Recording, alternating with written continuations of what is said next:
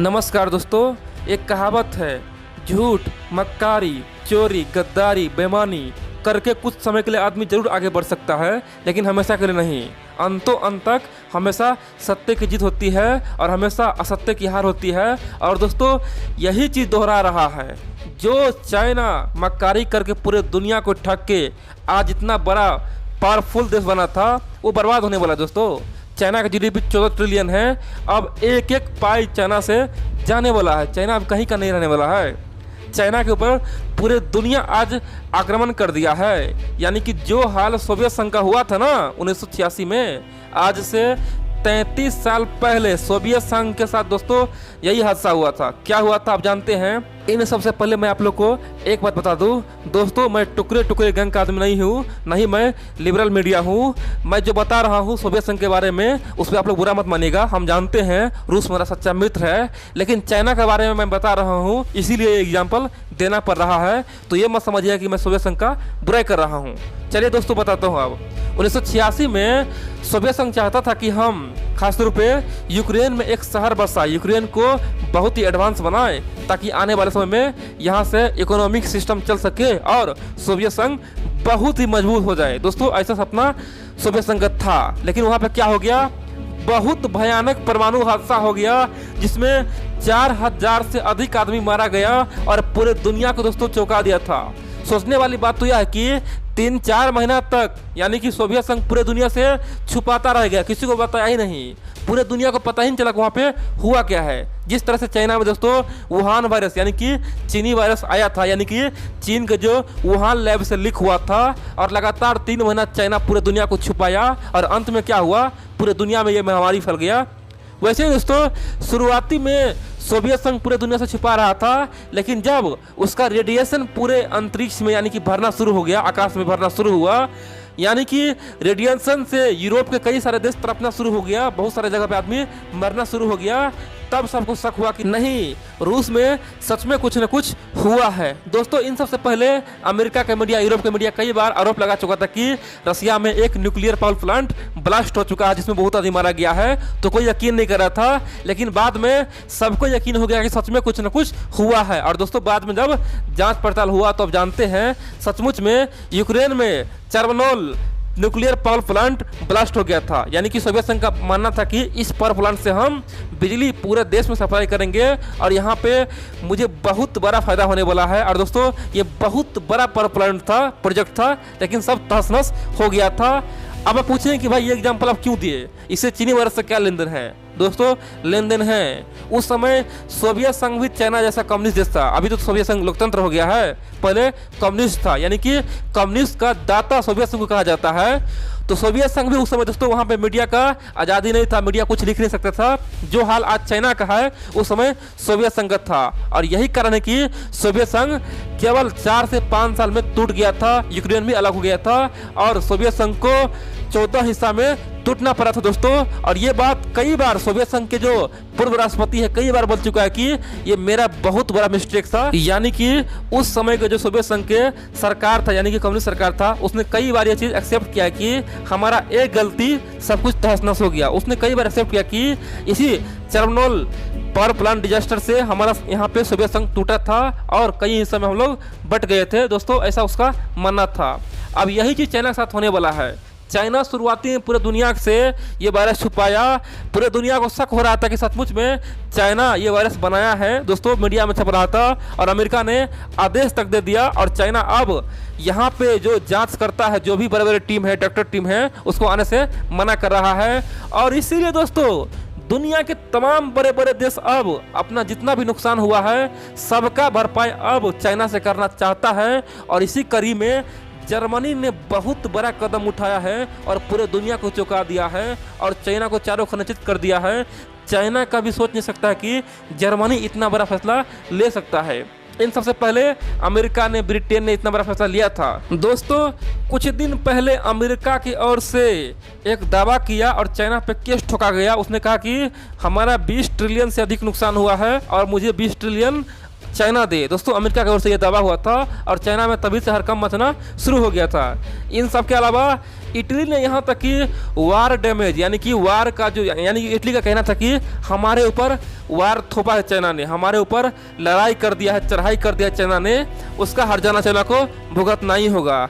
इन सब के अलावा दोस्तों ब्रिटेन की ओर से भी कई बार मांग उठ चुका है कि हमें पैसा दो, चाइना जितना नुकसान हुआ है वो भरपाई करो।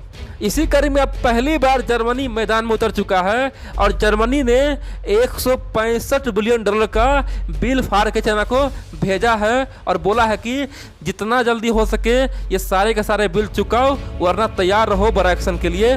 दोस्तों जर्मनी ने सचमुच में बहुत बड़ा फैसला लिया है और चाइना को चौंकाया है। आप लोग सोच सकते हैं जिस तरह से पूरी दुनिया आज चीन से अपना नुकसान भरपाई मांग रहा है, अगर सचमुच में उसे भरपाई देना पड़े तो क्या होगा। दोस्तों चीन अगर अपना देश के सारा संपत्ति बेच देना, चीन का जीडीपी 14 से 15 ट्रिलियन है, तब भी नुकसान भरपाई नहीं हो पाएगा।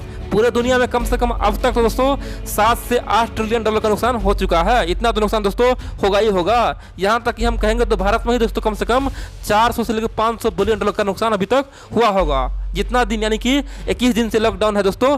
इन सब के अलावा भारत सरकार ने और बढ़ाया है, यानी कि 3 मई तक बढ़ा दिया है।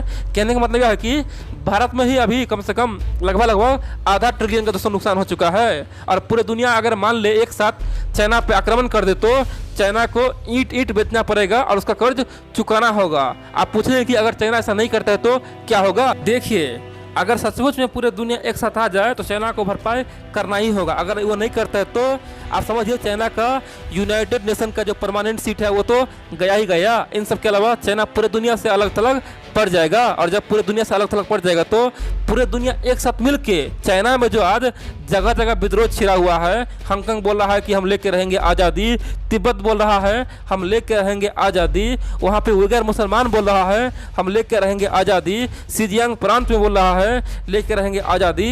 यानी कि अगर पूरे दुनिया के सारे देश एक साथ चाइना के जितना भी जो विद्रोही है उसका समर्थन कर दे तो दोस्तों चाइना केवल आने वाले 3 से 4 साल के भीतर में 4 से 5 हिस्से में टूट जाएगा। तो चाइना कभी नहीं चाहेगा कि कुछ पैसा के लिए हम बर्बाद हो जाए। तो चाइना के पास अभी 2 ही रास्ता है, या तो खाई में जाओ या गड्ढे में जाओ, यानी कि आगे खाए पीछे गड्ढा।